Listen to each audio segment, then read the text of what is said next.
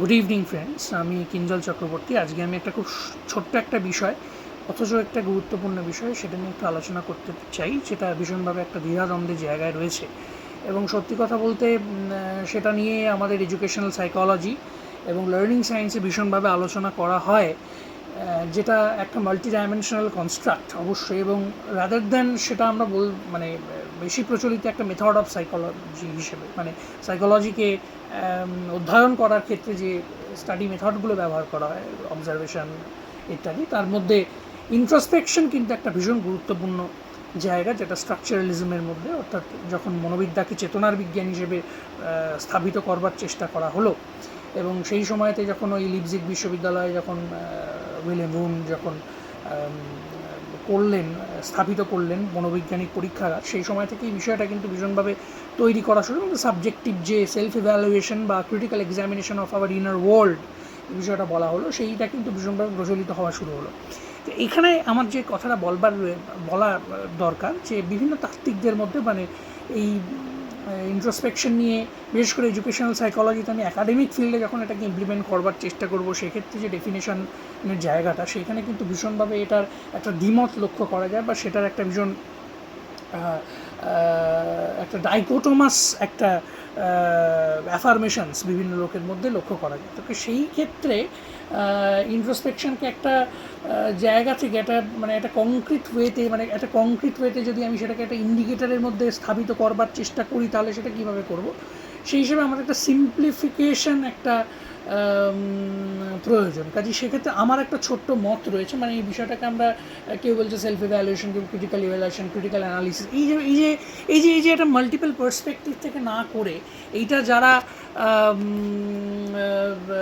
মানে যারা ধরো খুব গুরুত্বপূর্ণ ভাবে এটাকে ব্যাখ্যা করবার চেষ্টা করেছেন, তাদের মধ্যে ডাইকোটমিটা যাতে না থাকে। মানে ডাইকোটমি বলছে, মানে আমি বলতে চাইছি যে যেটা অ্যানালিটিক্যাল ডাইভার্সনস বা ডাইভার্সিটি থাকতে পারে, কিন্তু আমি বলছি ব্যাখ্যা করবার দিক থেকে যদি একটা ইউনিফিকেশন থাকে, একটা সিম্পলিফিকেশন থাকে, মানে আমি যদি সেটাকে একটু ক্যাটাগরাইজ করার চেষ্টা করি, বা আমি সেটাকে যদি ক্লাসিফাই করবার চেষ্টা করি, যদি রাদার দ্যান আমি যদি এটা বলবার চেষ্টা করি যে একটা কম্পোনেনশিয়াল অ্যানালিসিস করবার যদি আমি চেষ্টা করি, তাহলে কিন্তু এখানে আমি একটা ফিগার আউট করতে পারি। এবং আমার পারসেপশন থেকে আমি ইন্ট্রোস্পেকশনকে যেটা বলতে পারি, it is a radical dissections of our internal world.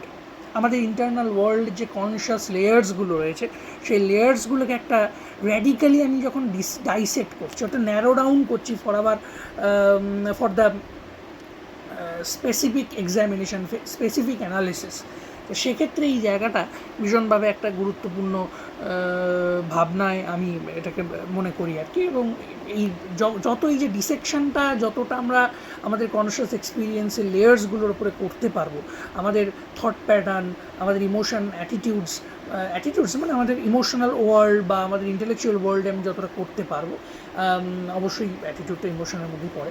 তো বেসিক্যালি এই পার্সপেক্টিভ থেকে কিন্তু আমি বলতে পারবো যে তত কিন্তু আমরা একটা কনশাস এক্সপিরিয়েন্সিয়াল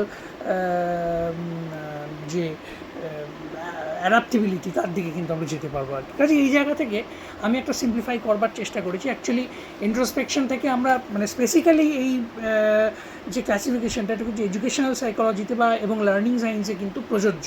মানে আমি অল ওভার সাইকোলজি ব্রাঞ্চের ক্ষেত্রে এটা আমি বলবো না, মানে সেখানে মতবিরোধ থাকতে পারে। মানে আমি যেহেতু শিক্ষা ছাত্র বা শিক্ষা নিয়ে চর্চা করবার চেষ্টা করি, কাজে সেক্ষেত্রে এটা কিন্তু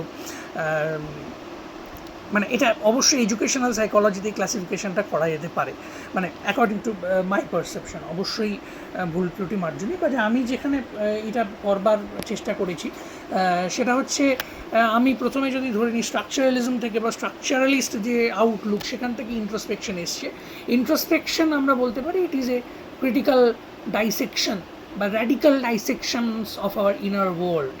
এবার ইনার ওয়ার্ল্ডের মধ্যে আমি যদি ক্যাটাগরাইজ করি, তাহলে মূলত দুটো ডাইমেনশন আমরা লক্ষ্য করব। একটা হচ্ছে ইমোশনাল ডাইমেনশন, আর একটা হচ্ছে ইন্টেলেকচুয়াল ডাইমেনশন।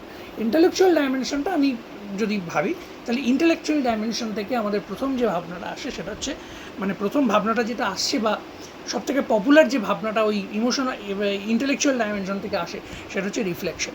এবং রিফ্লেকশনের ক্ষেত্রে আমরা সর্বপ্রথম যেখানে প্রত্যক্ষভাবে রিফ্লেকশনের কথা বলা হয়নি, কিন্তু মানে রিফ্লেকশনের কথা, সেখানে রিফ্লেকশনের একটা আভাস দেওয়ার চেষ্টা করা হয়েছে, মানে আলোটা সেখানে ফেলবার চেষ্টা করেছেন, সেটা হচ্ছে ডেভিড কল্ব তার এক্সপেরিয়েন্সিয়াল লার্নিং থিওরির মধ্যে দিয়ে।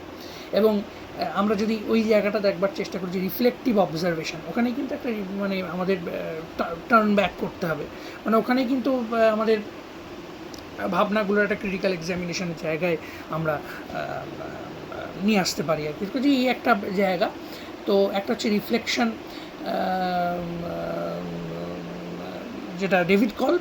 তারপরে সেখান থেকে সবথেকে গুরুত্বপূর্ণ কাজ হচ্ছে রিফ্লেকটিভ প্র্যাকটিশনার, সেখানে বিভিন্নভাবে রিফ্লেকশনকে ব্যাখ্যা করে, এবং সেখানে প্রথম যেটা বলা হচ্ছে টেকনিক্যাল র্যাশনালিটি, তারপরে নলেজ ইন অ্যাকশন, মানে যেখানে মোসেস এফেক্টের যে জায়গাটা, মানে যেখানে বলা হচ্ছে যে আমাদের থিওরিটিক্যাল নলেজ এবং যেটা আমাদের প্র্যাকটিক্যাল নলেজ, সেই দুটোর মধ্যে একটা পার্থক্য রয়েছে, সেই পার্থক্যটাকে আমাদের রিডিউস করতে হবে।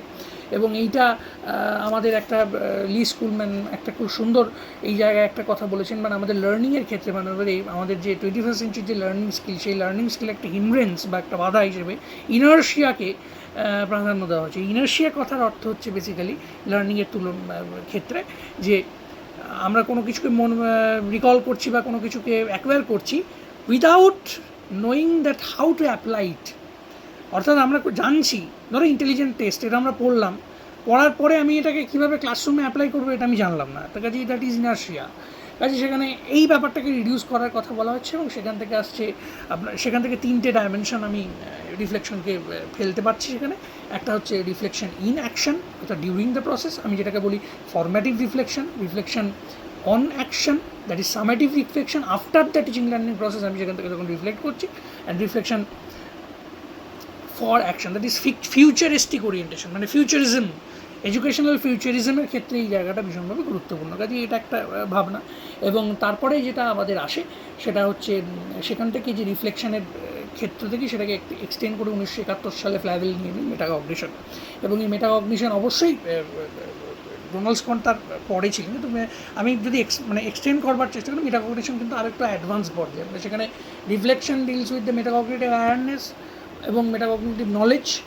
সেখানে আমাদের 3 ধরনের নলেজ আমরা পাচ্ছি, একটা হচ্ছে আমাদের procedural knowledge, declarative knowledge and conditional knowledge, এবং সেখান থেকে এবং রেগুলেশনের একটা জায়গা পাচ্ছি। তো এখানে বেসিক্যালি, এবং এখান থেকে বর্তমানে যেটা আমাদের কিচেনারের যেটা রিফ্লেকটিভ, কোয়াসি রিফ্লেকটিভ এবং রিফ্লেকটিভ যে মডেলটা, এবং সেখান থেকে এপিস্টেমিক কগনিশনের যে জায়গাটা, যে আমাদের নলেজের validity, reliability and aware about the source of knowledge, কাজে সেই জায়গাটা ভীষণভাবে এখানে গুরুত্বপূর্ণ।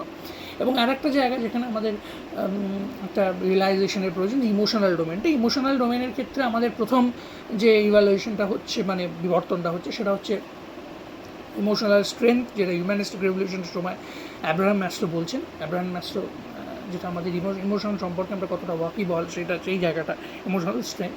এবং সেখান থেকে ইন্টারপার্সোনাল বাই হাওয়ার্ড গার্ডনার, এবং তারপরে স্যালোভে মেয়ার্সের এবিলিটি মডেল, তারপরে ব্যারনের mix model of emotional intelligence, এটা কিন্তু ইমোশনাল ডোমেনের মধ্যে যায়, এবং লাস্টে হচ্ছে Daniel Goleman 1996। It is very important. কাজে এই একটা ইন্ট্রোস্পেকশনের কিন্তু একটা ফ্যামিলি চার্ট আমরা বলতে পারি। ইন্ট্রোস্পেকশনের একটা ক্যাটাগরিক্যাল বা একটা কিউমুলেটিভ একটা হায়ারার্কি। হায়ারার্কি বলাটা আমি অতটা প্রাধান্য দিই না, আমি বলতে পারি it is A classification, it is A semantic classification about introspection. কাজে এইভাবে যদি আমরা এডুকেশনাল সাইকোলজিতে এটাকে ব্যবহার করবার চেষ্টা করি, কাজেই সেটা কিন্তু আমার মনে হয়, মানে পার্সোনালি আমার মনে হয় সেটা কিন্তু ভীষণভাবে একটা গ্রহণযোগ্য হবে, এবং কোনো রকম ডাইকটমি বা কনফিউশনস তৈরি হবে না। কাজেই এইভাবে এটা করা যেতে পারে। এটা আমার একটা খুব ক্ষুদ্র পারসেপশন, খুব ভীষণই ক্ষুদ্র পারসেপশন। আমি এটা আমার মনে হয়েছে বলে আমি এটা একটা ডিপিক্ট করবার চেষ্টা করেছি। এর বাইরেও হতে পারে কিছু, এর বাইরেও হয়তো আরও মানে আরও এক্সটেনশন এর হতেই পারে, বা আরও এর মানে এটাকে বৃদ্ধি করা যেতে পারে, এটাকে আরও একটা এলিসিট করবার একটা বিষয় এখানে। কাজেই আরও কেউ করতেই পারেন অবশ্যই, কিন্তু আমার এটা একটু পার্সোনালি মনে হয়েছে যে এই ফরম্যাটে করলে কিন্তু আমি ইন্ট্রোস্পেকশনকে এস্টাবলিশ করতে পারবো এডুকেশনাল সাইকোলজিতে ভীষণ সহজভাবে। ধন্যবাদ। Good night.